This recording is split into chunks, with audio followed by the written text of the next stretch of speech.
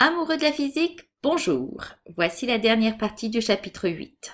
Sur le son, nous allons nous intéresser à la perception et au vocabulaire qui lui est approprié. Premièrement, le domaine de fréquence. Les sons audibles par l'oreille humaine sont compris entre 20 Hz et 20 000 Hz.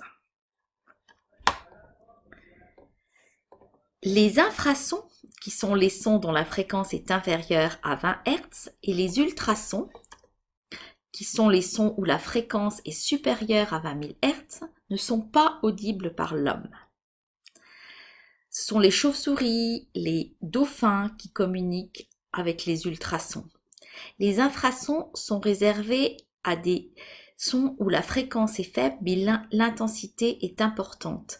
Les éléphants, les tremblements de terre, une amplitude importante. Nous ne les entendons pas, mais les éléphants les entendent. C'est pour ça que ce sont les premiers qui se déplacent lorsqu'il y a un tremblement de terre ou un volcan en éruption émet ce son-là.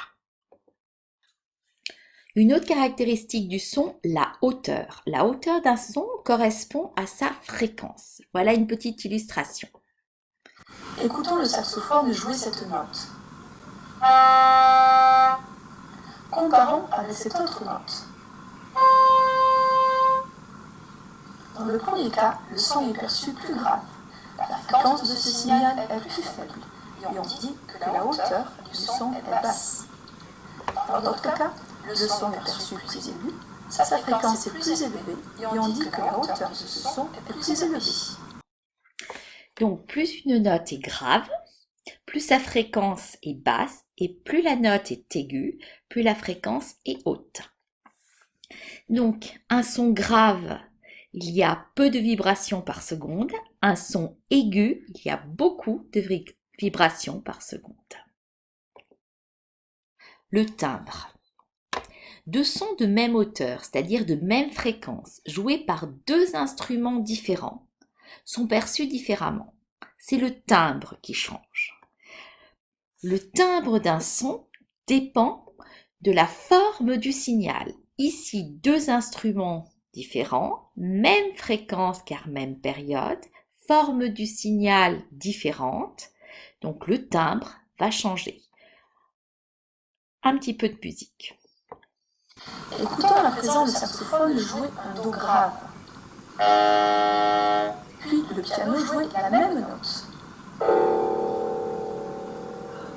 La hauteur du son est la même note est jouée. Ces deux signes sonores ont la même période, donc la même fréquence. Le motif élémentaire n'a pas la même forme. On perçoit des sons de timbre différents car ces deux mêmes notes sont jouées par deux instruments différents. Le timbre d'un son est lié à la forme du signal.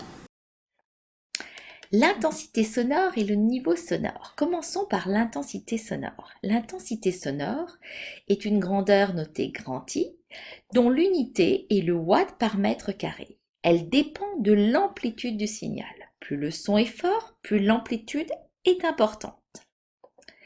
Mais quand on double l'intensité sonore, si on prend deux instruments, l'oreille perçoit un son plus fort, mais pas deux fois plus fort.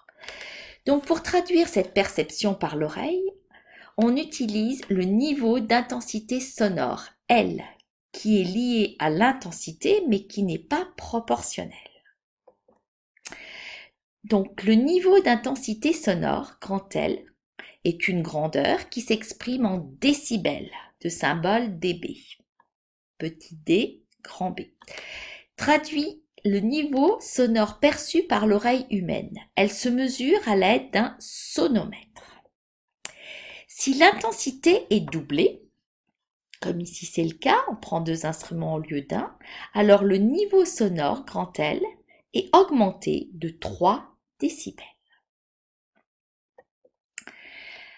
Maintenant le son, dont le niveau sonore est trop important, peut engendrer une perte d'audition partielle ou totale. Donc ce qui est important, c'est le niveau et aussi le temps d'exposition. Donc attention à vos écouteurs, à ne pas les mettre trop fort. C'est fini pour ce chapitre. À bientôt. Au revoir.